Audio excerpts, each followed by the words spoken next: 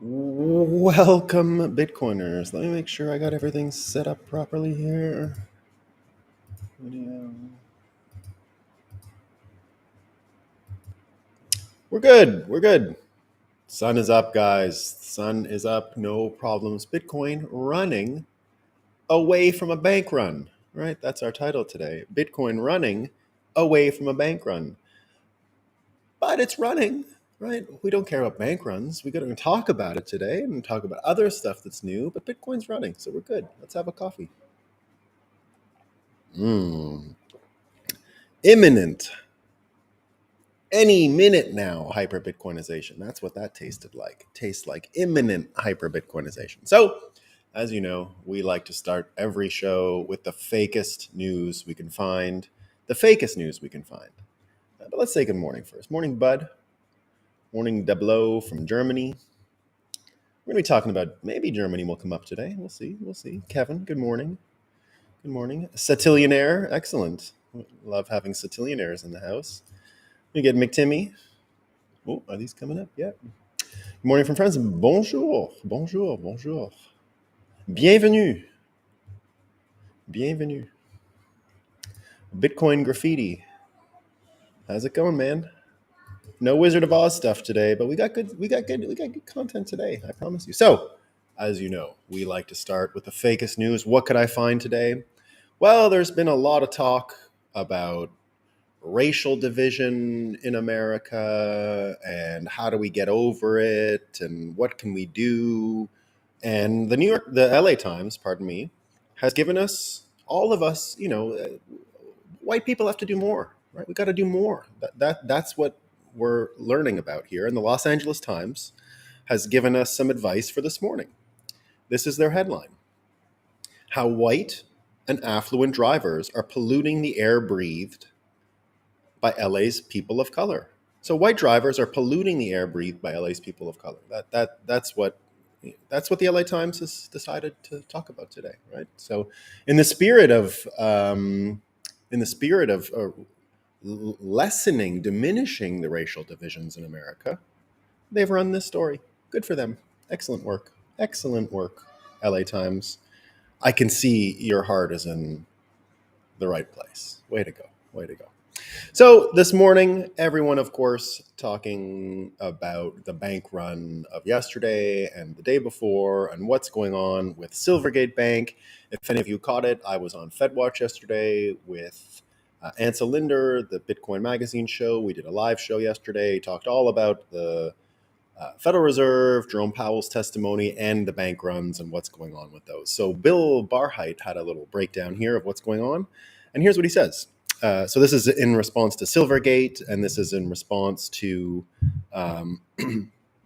perhaps what's going on with maybe as far as Credit Suisse, but he's talking about Silvergate and, of course, Silicon Valley Bank.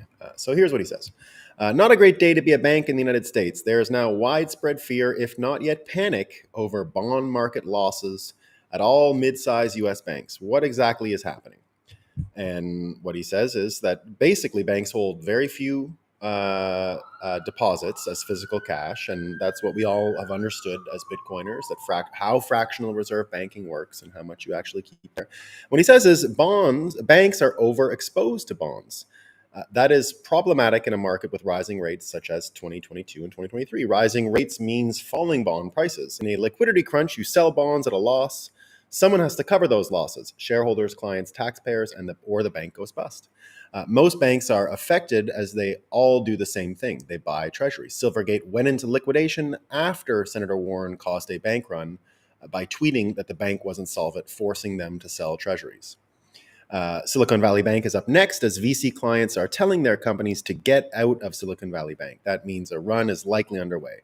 As the 18th largest bank in the US, the Fed cannot let them go under. Too big to fail is an argument we're already hearing. They will be forced to step in if investors or the FDIC does not. As of now, it appears investors are. We don't know how far the bond contagion will go.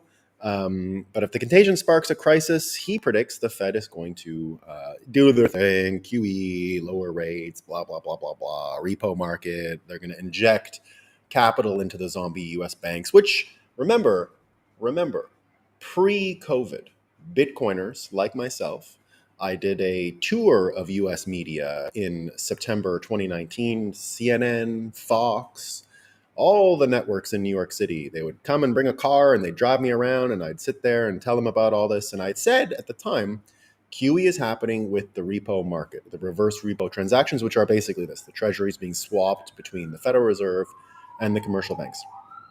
And I was told at that time that it was complicated.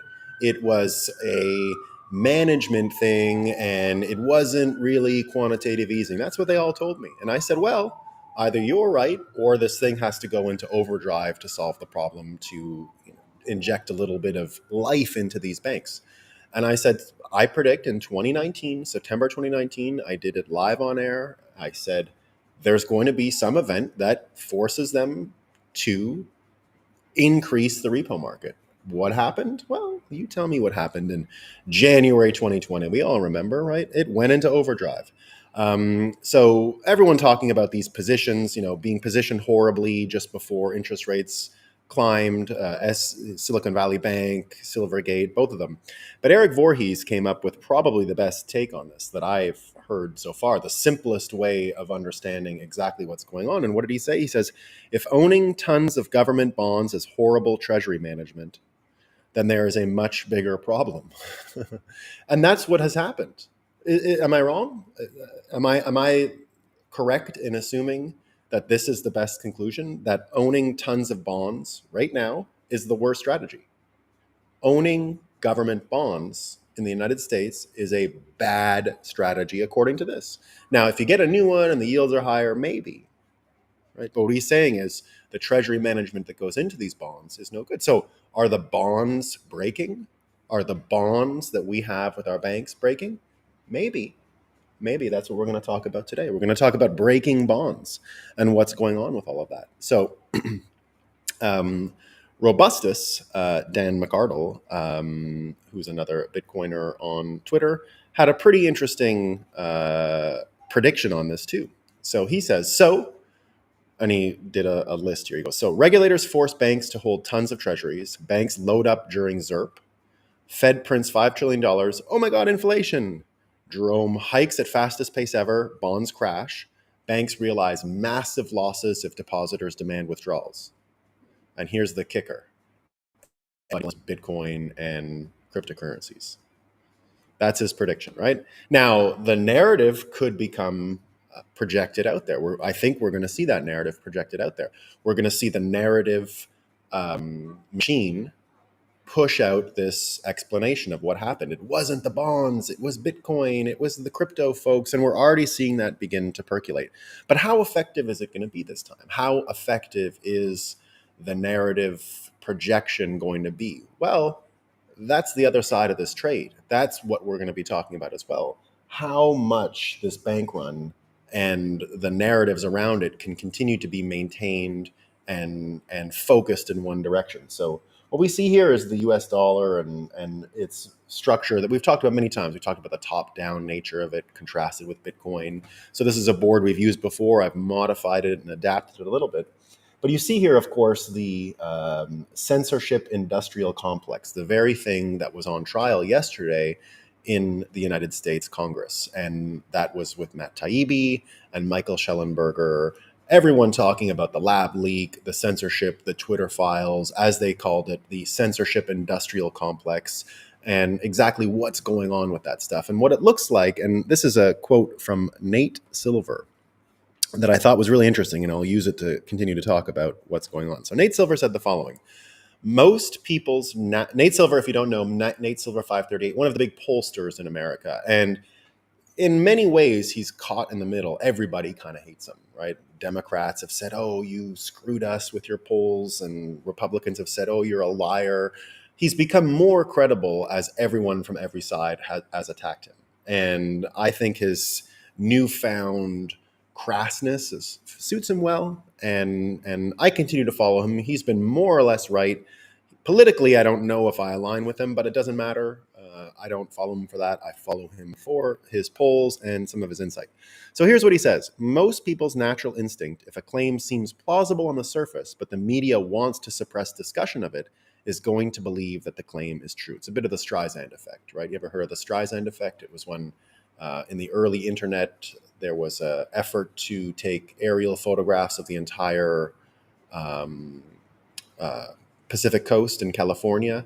And there was a picture of Barbara Streisand's house, and it was picked up by one or two people in a very limited way. It wasn't Reddit, but it was on one of these like no one pays attention to websites that existed many years ago.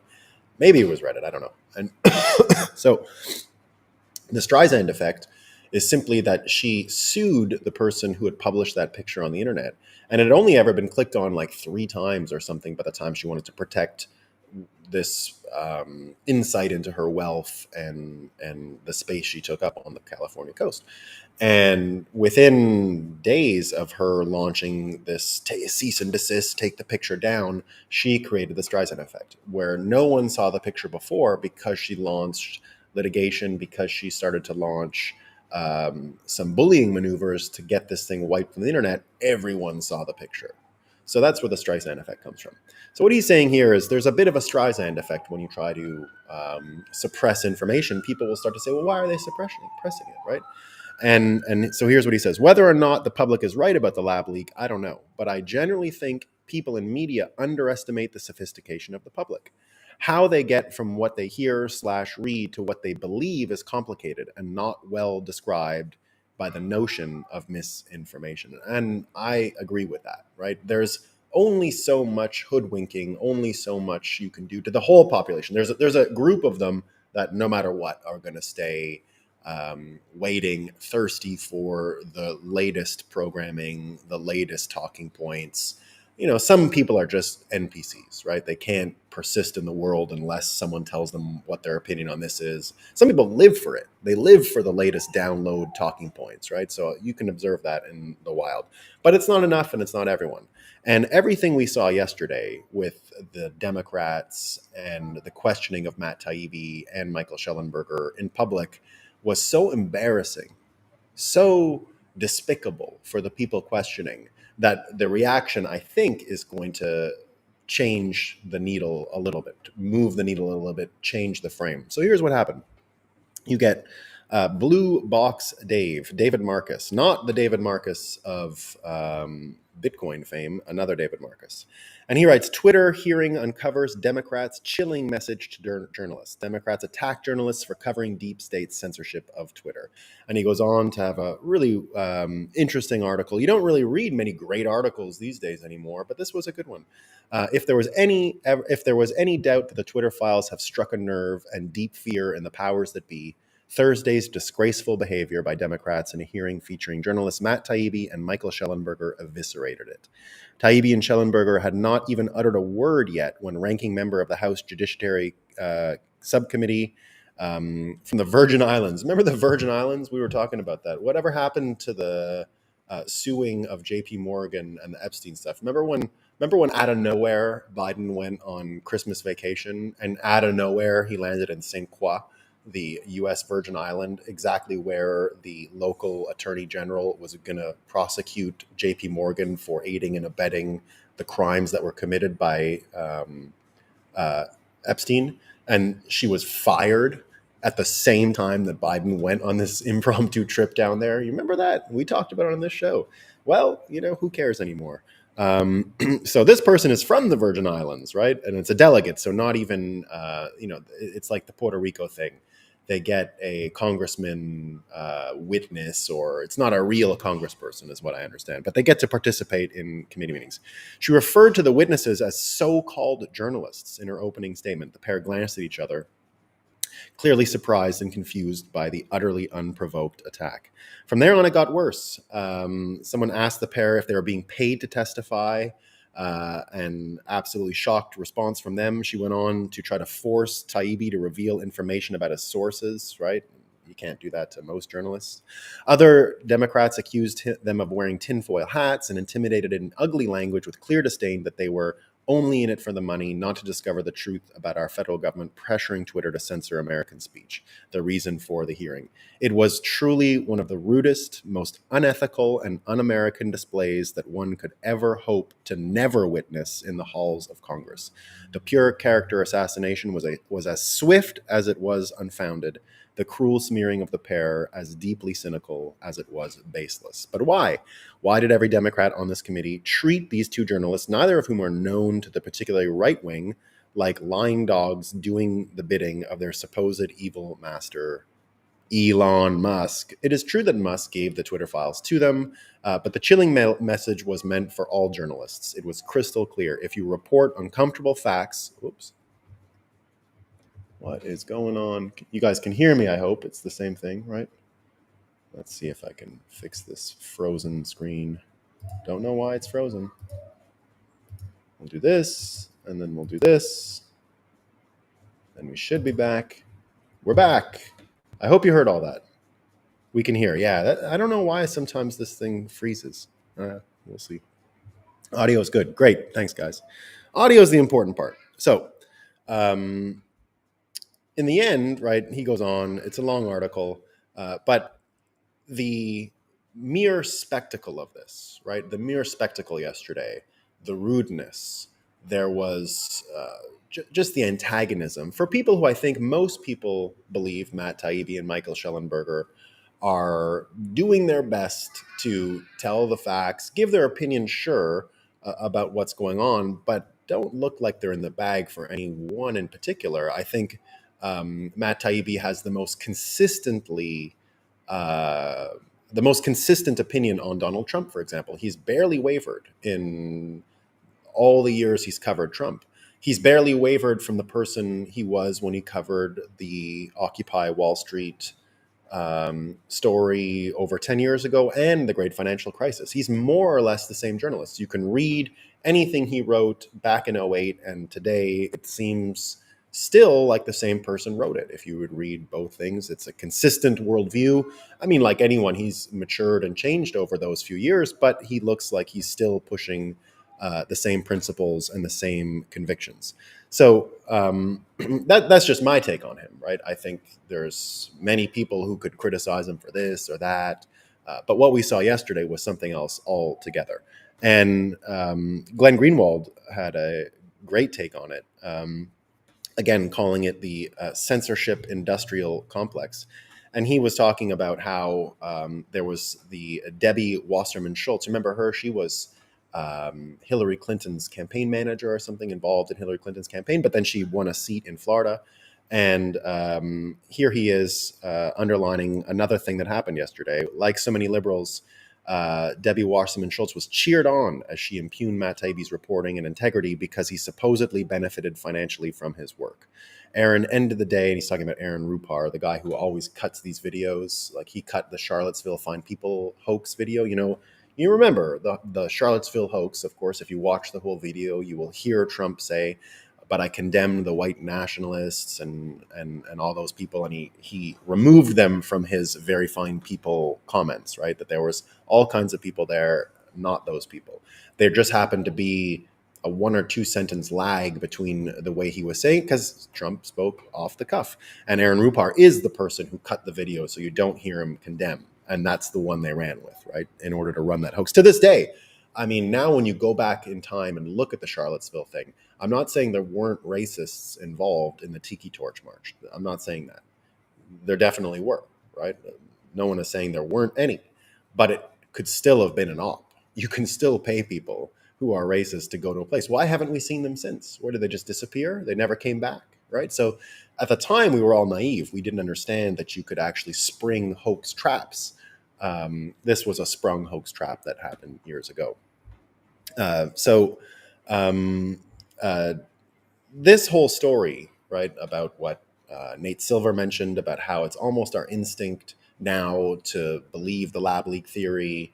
After all the Twitter file stuff we've seen the concerted effort for message control, narrative control. And when it comes to lab leak theory, it looks like the narrative is falling apart. And finally, we got in another magazine, Tablet Magazine, yesterday, another piece of good journalism. Imagine, imagine we're being hammered with good journalism all of a sudden. And here's what this person said. It was, the title is called "The Treason of the Science Journals," and it's written by a woman named Ashley Reinsberg. And Jay Bhattacharya had a summary of it. And he said, instead of investigative reporting and objective news on the COVID origins debate, SciComm journalists played the part of narrative enforcers for Tony Fauci and others. Top journals like Science, Nature, and Lancet did the same. Their editors failed. And the article is great, right? At the government level, this is from the actual article. At the government level, pandemic preparedness is as much about protecting critical supply chains as it is about administering medical treatments. What the COVID-19 pandemic showed is that the flow of information, which may be the single most vital resource in the supply chain, is utterly broken. In many cases, it was actively undermined by senior public health officials. Advisor to the president, Anthony Fauci. And she goes on to talk about the journals that got it wrong, right? The deeper phenomenon at work, however, is that in the US, a large number of professionals who cover science for general readers and for news publications like the New York Times or Wall Street Journal are not, and do not pretend to be, journalists per se. They are science writers whose field is science communications, a distinction with a huge difference. They see their role as translating the lofty work of pure science for a general audience, rather than as professional skeptics whose job it is to investigate the competing interests, claims, and billion-dollar funding streams of the messy world of all too human scientists, right? So remember, the scientific method, if you apply it, is incorruptible. But scientists are as corruptible as anyone else. There's no difference. You don't get immune from corruptibility because you're a scientist and you've once read about and know what the scientific method is, right? So from the beginning of the pandemic, the New York Times, Washington Post, CNN, and other leading mainstream outlets were taking their cues, including their facts and their seemingly unflappable certainties, from peer-reviewed publications with authoritative professional reputations like Nature, Science, and The Lancet. Now, we talk all the time on this show. It's one of our main themes, information laundering, and how information laundering works, and how the system is based on information laundering. It's not just the money laundering in the US dollar system, it's the information laundering part that's important, because critical to fiat are words. Critical to fiat is the marketing apparatus behind it. That's why we always analyze what Jerome Powell says. That's why we're going to talk about what Jerome Powell said. That's why we were talking about Jerome Powell yesterday on the Federal Reserve, because the very basis of fiat are the dictates, are the messages, the narrative that comes out of it. Without that, there isn't much there, right? Without the narrative, there's no money. There's no money, right? So seeing information laundering on display like this is important. And again, Glenn Greenwald had another great quote about when this all happened at the very start. The racist frame was put on questioning the COVID-19 lab leak narrative, right? And here's what he says. So the actual quote was from the COVID reporter at the New York Times, who said, in May 2021, someday we will stop talking about the lab leak theory and maybe even admit its racist roots. But alas, that day is not here. And Glenn Greenwald said in response to this, because he quoted the tweet and brought it up in light of what we know now, the lead reporter at the New York Times, her name is Arpuva Mandavili, not only declared the lab leak theory off limits, but pronounced that anyone talking about it is a racist. The country's largest paper effectively banned as racist what major parts of the US government says is most likely true.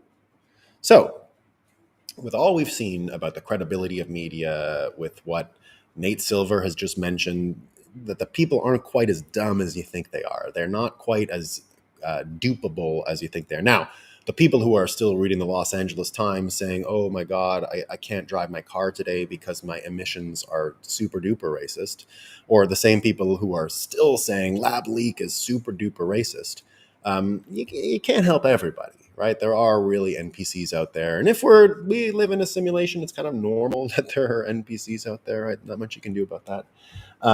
But that this is starting to break, that this piece here, the communications piece, is starting to break, means that this entire narrative system that supports the dollar has cracks in it. And in light of what's going on with the bank run, that's another part of it, right? Now, messaging can be definitely steered into Bitcoin and other things to blame it, but how far are they going to get, right? We luckily, for example, got another inverse Kramer, right? So speaking of messaging, speaking of narrative, speaking of financial reporters, we all know that Jim Cramer is the inverse indicator, right? Everyone talking about how he said, go buy Bear Stearns in 2008. Bang. There's a video of him from just a month ago saying Silicon Valley is a buy. It's your biggest winner of 2023. Buy Silicon Valley Bank. So boom, he just did it again. So more and more people, especially in Bitcoin, especially those who are on finance Twitter, are understanding that the people who communicate aren't necessarily one second.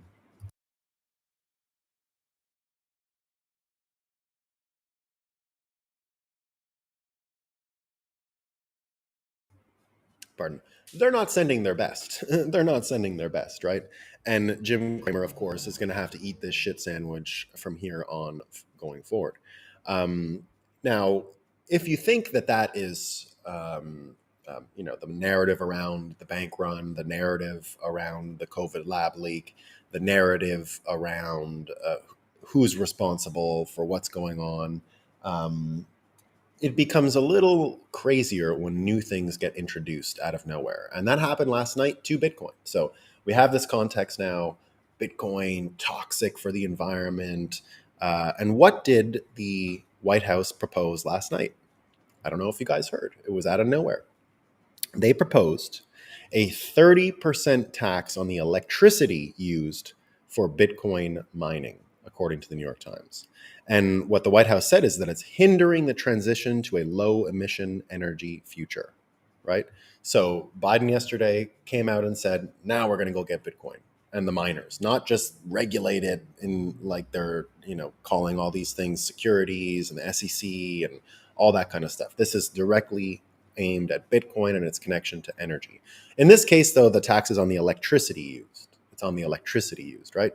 So there's kind of a loophole. So one can imagine we're going to hear more within this bank run. We're going to hear more blame against Bitcoin. We're going to hear that blame try to be uh, projected over to the mining and the environmental argument. But Peter Todd, who I'm a big fan of, Peter Todd had a take on the unintended consequences of what was being mentioned last night. So this is, I think it's going to continue to get pushed and will be part of this narrative and part of this projection and part of what's going on. But here's what the unintended consequences could be. So Peter Todd says a 30% tax on electricity used will likely make mining more decentralized by giving a 30% advantage to operate integrated production/mining operations. Flare gas, on-site solar, on-site wind. I'm going to say even more ownership, which we talk about here all the time, more ownership of the actual electricity. One of the things that Bitcoiners need to close to have a pure Bitcoin economy are the dollar bills. And I don't mean a dollar bill, the bills and dollars that we have to pay to electricity companies in order to keep mining Bitcoin. So that's done a lot of damage to Bitcoin miners' treasury management over the past year and has caused distressed miners and has caused all kinds of trouble. So in some ways, you can start to say, well, if they actually have to go out and buy the electricity generation themselves, and therefore we're not dealing with buying it from the grid with this 30% tax, you might also get that. He also says there's a 30% advantage to small scale undocumented miners, right? So people who are just not saying what they're doing, saying what's going on, and again, are living off grid. So we continue to want a decentralized electrical grid. We continue to want the capacity to run and manage our own electricity. And it looks like this tax that they're proposing might have that unintended consequence. Sure, it will suck if you're a normal miner that has existed for now, but we do need a proliferation of home miners, of decentralization in mining, of more people mining, and they could have just given it to us. Now, remember, they don't have any credibility, right? Their credibility is at an all-time low as it is. So you can imagine that there's going to be fights about this. Different states are going to offer subsidies in lieu of the taxes that they're going to have to get. One can't imagine that Texas, with its huge surplus right now, is just going to kill an industry that they love because of its load balancing effects and its efforts to help the state manage and increase overall capacity. ERCOT, the big electrical company down there, looks like they have understood Bitcoin at a fundamental level now and seem to be jumping all in. So it's not that simple, and the unintended consequences are there. Not only that, we had yesterday or the other day, and I meant to talk about it originally, but it only happened. It happened on March 1st, so last week, and it is Tesla's Master Plan 3 on the future of energy. I don't know if any of you caught it. So Tesla's Master Plan 3 on the future of energy. And I can summarize the whole thing. It's pretty interesting stuff. But really what it comes down to is creating batteries, and I mean huge battery plants of the Tesla supercapacitor that they put in the car and the supercapacitor you can buy for your wall, but huge ones and more than one on your property, like many. And if you get all of those batteries in place, solar becomes a lot more attractive because it's not just about how much solar you have at the minute, which is one of the problems. Now you can actually store the solar energy, which changes the equation a lot. Right now, Elon Musk has said he's into nuclear as well, but this is his master plan for changing how the grid functions and how much we can actually store. So think of the renewable power that comes online with increased battery distribution, right? It's actually a lot. And there's also talk now that, we heard a lot this week about Trump's future freedom cities, right? He's going to run this contest for freedom cities. It looks like Elon Musk is going to be one of them. He's going to build a Texas freedom city. That's just a rumor right now. I haven't heard too much confirmation, but I've seen it out there and it fits.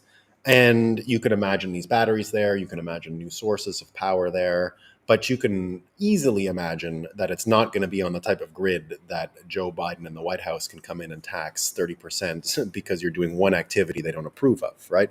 So we are getting this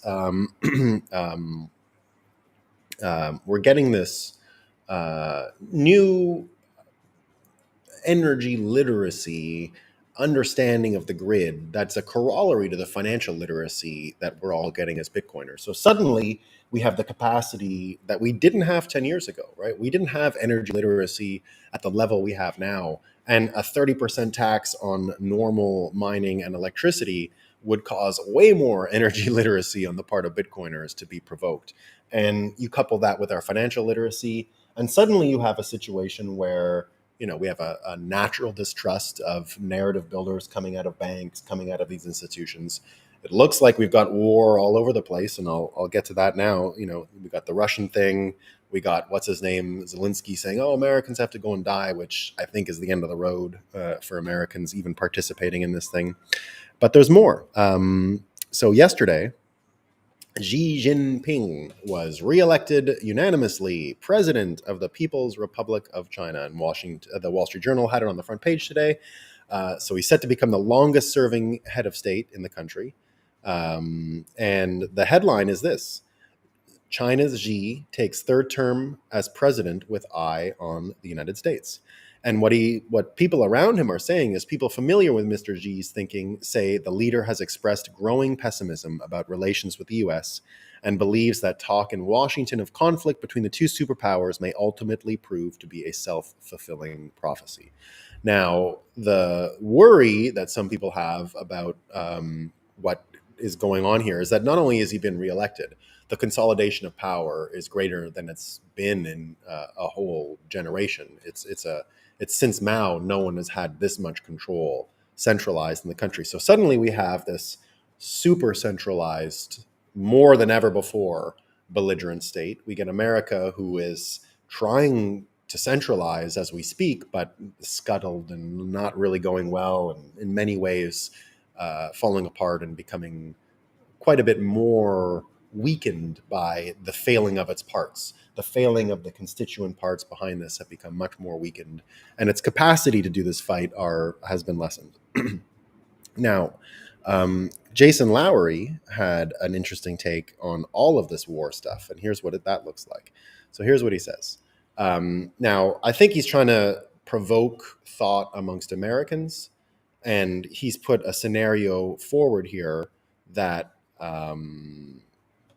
looks interesting. I don't think he's proposing it as necessarily true, because he's doing some mind reading on the part of the Russians and on the part of the Chinese. But here's what he says. And he's pushing his book, of course, right? He's pushing his book, so that's fine. But it's an interesting theory. So here's what he says. Not buying Bitcoin is a U.S. national strategic security hazard. Step one, convince the American public to steer as much of their internal capital away from Bitcoin as possible. Convince them there are other protocols that are better. Create a huge misinformation campaign to discredit proof of work. Now, you know the Russians did that to nuclear power in Europe, right? We've seen that. So nuclear power in Europe, and everyone worried about Greta's feelings, the Russians had a role to play in that, right? The Russians put a lot of disinformation on the board with respects to nuclear, put a lot of disinformation on the board with respects to the capacity of renewable energy, in the hope that Europe would be forced to buy Russian gas forever from the Nord Stream pipeline, which is now gone. So this idea, the space that was even made for Greta in the first place, had a lot to do with Putin's hand. So he's sort of picking up on that here. And even when he says, convince them there are other protocols that are better, he used the picture of Putin sitting at a table with Vitalik. Clever. Convince them that proof of work is bad for the environment, target prominent American Bitcoiners with spam bots, make American Bitcoiners look like trolls. Step two, bait the US into shooting themselves in their foot by giving the entire world a reason to get off the US standard, like a massive spree of money printing and inflation due to the Chinese lab leaked coronavirus, or denying sovereign nations of SWIFT due to Russian invasion. Step three, while the US doesn't know what's happening, do a rapid 180 flip on Bitcoin, build a gigantic hashing infrastructure in Siberia, rapidly become a global leader in proof of work technology. Step four, reprice exports in Bitcoin, convince other nations to do the same. Step five, sit back and enjoy the show. So he's taken this position as a elaborate project on the part of the Russians and the Chinese. I think really just to show the vulnerability of America and strategically what they're exposed to if they don't do it. But are they exposed to that? Well, here's what's going on, right? Here's from Gold Telegraph. The United States, no, hold on. I have a different one. Here it is. The trend of wealth shifting from debt to hard assets continues to get traction as the everything bubble started to burst last year. Today we have central banks buying record amounts of gold, and you see that from China, Singapore, I talked about the other day. It's happening everywhere, except Canada and the United States. Countries beginning to use gold as a medium of exchange, countries looking to speed up mining permits, countries looking to create alliances with others for certain elements. Central banks globally are working on central bank digital currencies. People from the United States can continue to flex their muscles with the dollar, but remember, they will destroy many currencies in the process. Do you think nations will smile and be happy as they do this? BRICS has not been preparing for this moment for months. It has been years. So both Gold Telegraph and Jason Lowery have presented these scenarios where BRICS is strategically counter-maneuvering the US, and maybe they're right. Maybe it's true. Right? Maybe it's true. But when I look at BRICS, you can also see it's not even a real thing, BRICS, right? It was always just an idea. It was always just something even Westerners wanted to see. Westerners willed this. Goldman Sachs, as I understand, created BRICS as an investment framework according to this paradigm, right? BRICS was created by Goldman Sachs because they predicted and gave a name to an investment opportunity in 2001, 2002 time, and it was BRICS, right? Brazil, they're not doing great. They had a stolen election and crazy stuff over there, and who knows what's going on. Russia got some troubles there too. You've got India doing better than most, but it's still, I mean, I've been to India. They're going through the Industrial Revolution now, right? They got their own problems. I'm bullish on India, but not to be a global superpower. Not that, right? China, well, they got issues too, right? South Africa, it's finished. There's no such thing. There's no such thing, right? So BRICS, not a very sturdy brick. So he's saying that, Gold Telegraph saying that, and the um, the Jason Lowry idea also saying that there's some form of organization in this parts. But here's what can happen really quickly, really quickly. The BRICS thing probably isn't going to pan out if they create another priced vehicle for their commodities. Now the United States understanding, this is another quote that came from Barron's, that the U.S. worries China will use supply chains as a weapon. That comes from today or yesterday, right? Are they going to use supply chains as a weapon? Well, I think they have been for a while. The United States worries that China will use its power in global supply chains as an additional weapon to advance its political and military might. So maybe, yeah, I could see their Xi being reelected. He's definitely been taking extraordinary talking points about the United States. He's been pushing visual imagery in China that they're encircled by the U.S. system, that they need to be able to break out of that system, and so there's a narrative on the other side. But the capacity for these people to reprice everything in gold and all that, maybe, I doubt it. On the other end, the US has the following going on for it: $16 trillion in household debt, $11 trillion in mortgage debt, $1.6 trillion in auto loans, almost a trillion, just shy of a trillion in credit card debt. The mortgage debt is now more than double the 2006 peak. 36% of Americans have more credit card debt than savings, and balances are rising at the fastest pace since 1999. And this is all while mortgage rates just hit 7.1% and credit card debt rates hit a record 24.9%. We are fighting inflation with debt. We're fighting inflation with debt, right? We're fighting it with debt. And he says this can't end well. So take it all together, right? We've got this system here where the messaging protocol around narrative control breaking apart faster than you can imagine, the capacity of institutions, multinational institutions, banking system. There's a run on banks, right? The confidence is shaken. The war machine teetering, right? How much more appetite do Americans have for this? I don't think a lot, right? And even oil itself and its ability to be the single unit with the US dollar, the petrodollar itself, already falling apart. We're seeing new markets open up. We're seeing new capacity open up. We're seeing the Indians settle in rupee.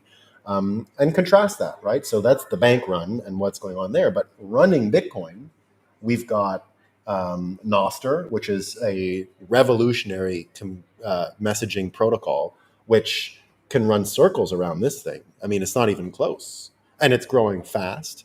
Bitcoiners intuitively know how to use it because the design looks like the design of a decentralized internet that we've been talking about for a long time.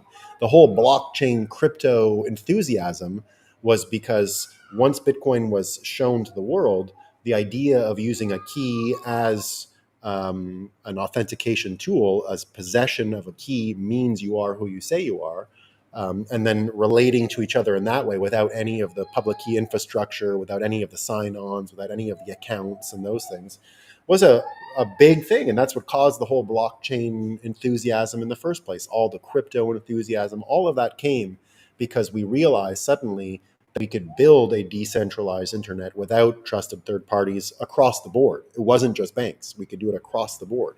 And Nostr is proving it's possible. It's proving that that can happen. And the incentive to join is great. It looks like Bitcoin is flying around the network. People are giving tips. People are giving all kinds of microtransactions on it, right?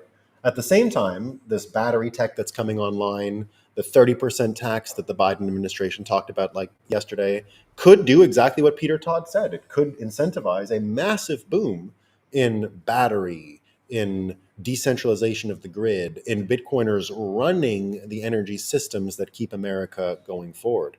We've got Elon Musk on our side talking about this, and Elon Musk, as we all know, holds Bitcoin, right? We wish he held more, and we wish he was more upfront with what he's doing with Bitcoin, and we wish he wasn't so flippant sometimes with the Dogecoin thing. But I continue to give him all the space he needs on that because he's been at war with the SEC for a long time, and I've always mind read him that the Dogecoin thing was a way to turn the SEC into a farce, a way for him to signal stuff against the SEC that was pretty interesting and different.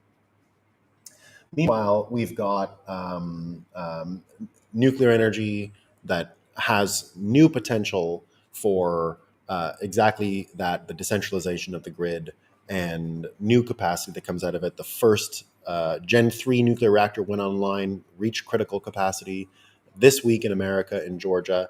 The first Bitcoin mine from a nuclear reactor in Pennsylvania went online this week. Suddenly, America has new nuclear reactors.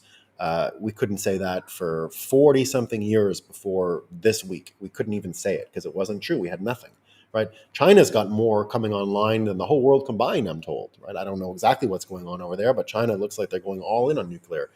Japan too. They're sick of buying the oil. They don't have it. They don't want it. They don't need it. They're going to buy and go with the nuclear.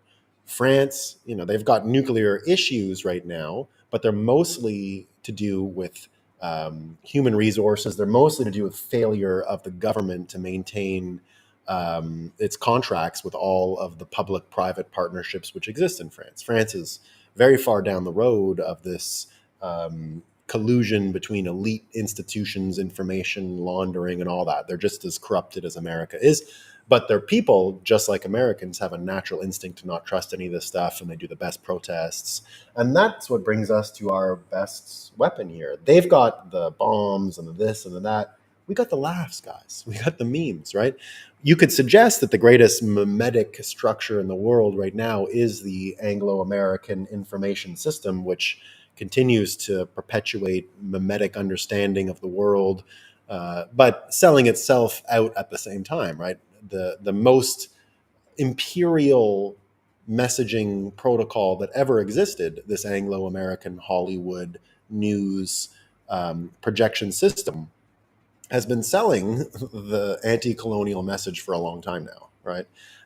Which could cannibalize itself, right? So the pride most people have in America is sort of at an all-time low.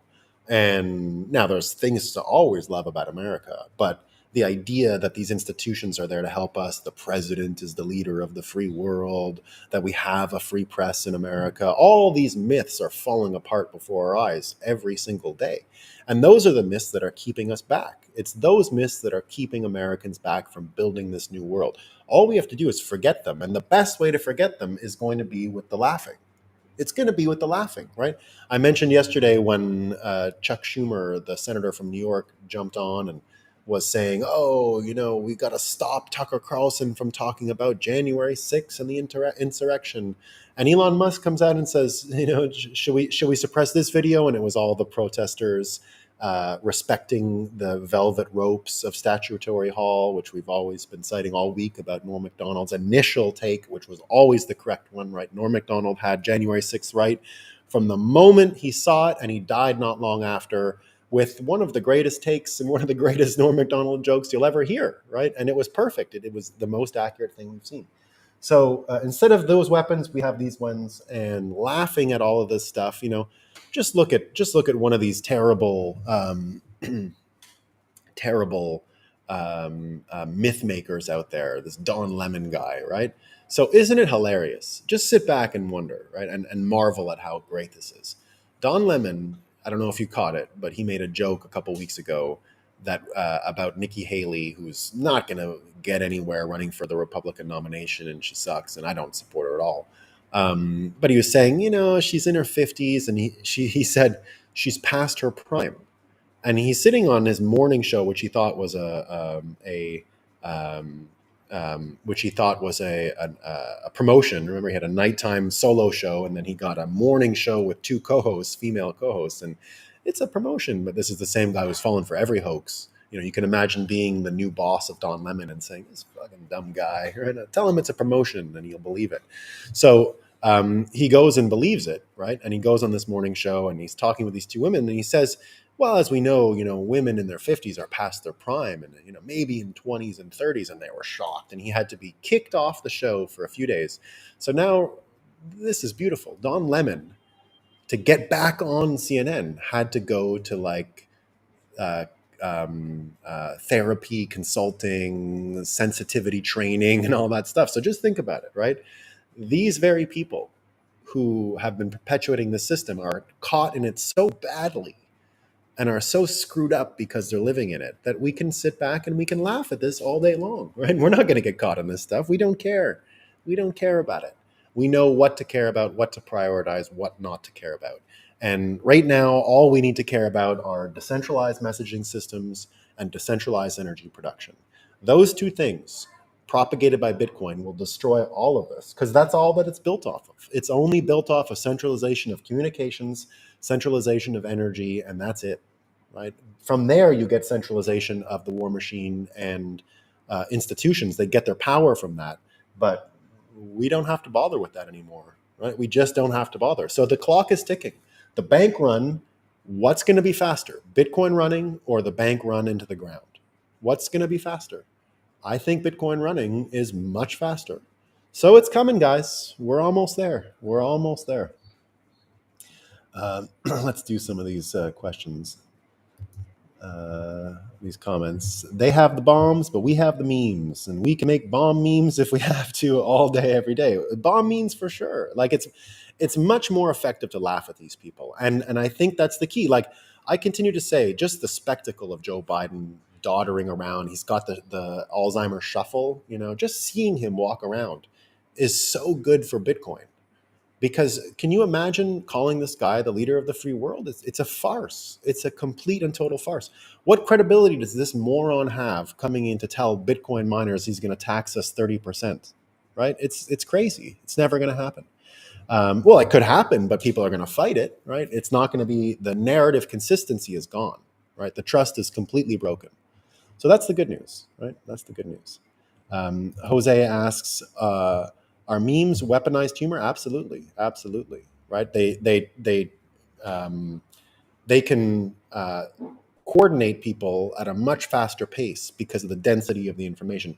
Are we going to read big long New York Times articles, or are we going to go with a meme? The meme is faster, right? The virality of it is there. Now they have an amazing. They have an amazing. This thing has an amazing memetic power, but it's still built in the old world. So it still needs these, centralized narrative control systems, which are clearly breaking, right? The projection that's going on right now, the psychological projection around January 6th, around the COVID lab leak, around who's a journalist is really helpful, right? Really helpful for us. Yeah, reprogramming. Yeah, reprogramming. Yeah, Rickster, cool shirt. Yeah, I told you, I bought it for this. I bought it for this. You can get this from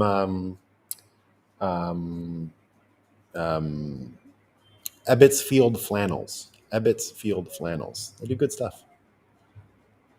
Indeed, everyone needs to get a Noster and figure it out. Yeah, it doesn't take long. I think the Damus app made it easier for me. I was screwing around with all of those different clients at first. Some of them, I didn't like it that much. I didn't mind it, but I was so busy trying to learn it that I wasn't really enjoying it. But Damus makes you enjoy it. Finally catching you live. Great, Eric. Welcome to the live show, man. I'm glad you made it. Every morning, most every morning. Sometimes you got to miss one. Still in its infancy. Yeah, we're going to be making more. Plenty of Bitcoin content, right? Yeah, it's great. Damus is pretty good. Yeah, it is. They have zaps now. Yeah, they do. Yeah, we like the zaps. The first memes were political cartoons. Yeah. Let's go up here. Missing a few more. We got Justin. The irony is that once again shows everything can be good for Bitcoin. Everything's good for Bitcoin. I'm telling you. Bring on the 30% tax. I mean, I'm for it. Honestly, like whatever, right?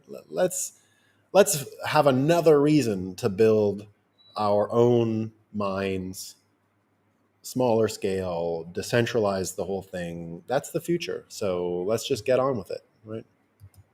Had a long day of travel yesterday. Amazing what you can miss in 24 hours. Plus, woke up to cheaper Bitcoin. Yeah, P-Man Van. It was a crazy day yesterday. Honestly, the bank runs were they're real. There's a real bank run going on.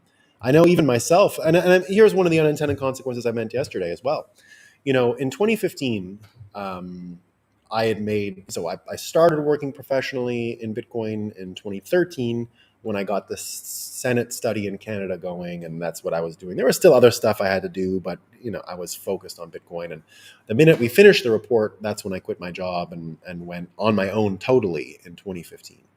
And at the time, it was very easy to get paid in Bitcoin. I mean, very easy in 2015. You'd say, pay me in Bitcoin. I got paid in Ethereum at the same time because I was working out of the co-work space where Ethereum was created. So Vitalik was literally there all the time. I would say hi to him. We'd chat, talk about whatever was going on. He was still doing Bitcoin magazine stuff back then. But it was just a small little co-work space and lots of people there. And it was a great time. Nothing but fond memories of it. And, that's because they had all this shitcoin Ethereum. People paid you in Ethereum and you went, great. But it was easy to get paid in Bitcoin. Bitcoin Magazine, for example, paid a Bitcoin per article that you wrote back then for them. Bitcoin was only $300 or something at the time. So that's just the way things worked. So it was very easy. And in 2015, I made my first clients in New York City and in San Francisco. That's just, there weren't a lot of clients out there. I got some clients. I was on my own. I was in a co-work space looking for clients, looking for people that I could ghost write a report. Those are my skills from the Senate were report writing, also report witness agenda creation, which all translated into event programming. I just took those skills that you would do to make these testimonies and hearings in Congress or the Senate in this case, and I just translated them into events. But I had to figure that out. That was an accident. But at the time, I was doing all this reports, internal consulting, writing, this kind of stuff. And in New York, my clients would pay me in Bitcoin. It was very simple. But then Ben Losky and the goddamn, pardon my language, don't want to use God's name in vain, the darn bit license and Ben Losky and the New York Superintendent of Financial Services came in, and that changed everything. It changed everything. You couldn't just get paid easily in Bitcoin anymore. They all started saying, well, I think it's now illegal and I got to send you a check. And I was like, I'm trying to get on the Bitcoin standard here, guys. I don't want money. I don't want cash, right? I don't want your fiat stuff.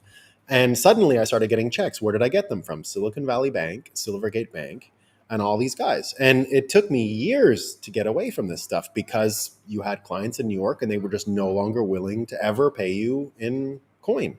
They wouldn't do it. And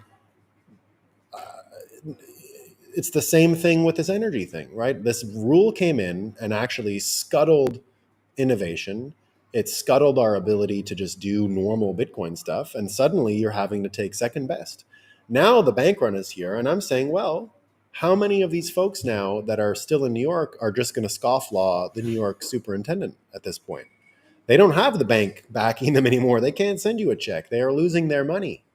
So suddenly you might have that innovation back. And I've been lamenting that being gone for a long time, right? For a long time, I've been lamenting the end of easy Bitcoin payments for work. Now, I get it. People hodl Bitcoin. It's not the same paradigm as it was in 2015. It's a different world out there, but still, I would like to be able to invoice people in Bitcoin and have them be willing to pay me in Bitcoin. And that was not even in question in New York City because of the bit license. Now, anyone who's getting burned by Silicon Valley Bank might be more willing to do this, which is, I think, a good thing, right? I think a good thing. So, it's a weird thing about human beings. We can't always tell the difference between whether news is good or bad. Right? It sounds like the bank run for the banks that serviced crypto and Bitcoin companies is bad, but it's actually, there's a good side to it, right? It's going to force us to use the stuff that we love. And it's going to give people like me more negotiating power, right? That's what I want.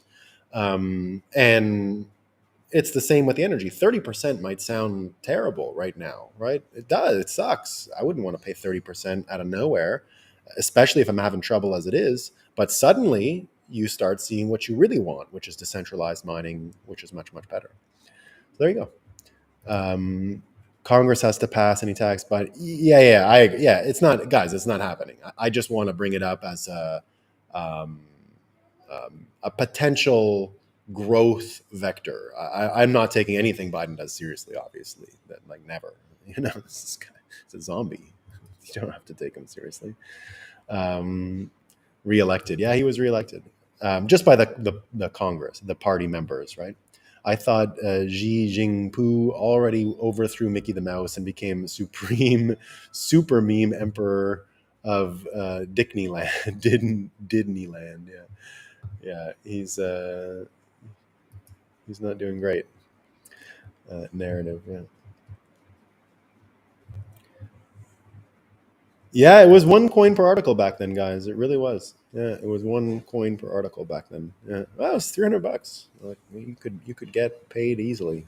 Um, Lots of people had, it was very normal to just give me a coin.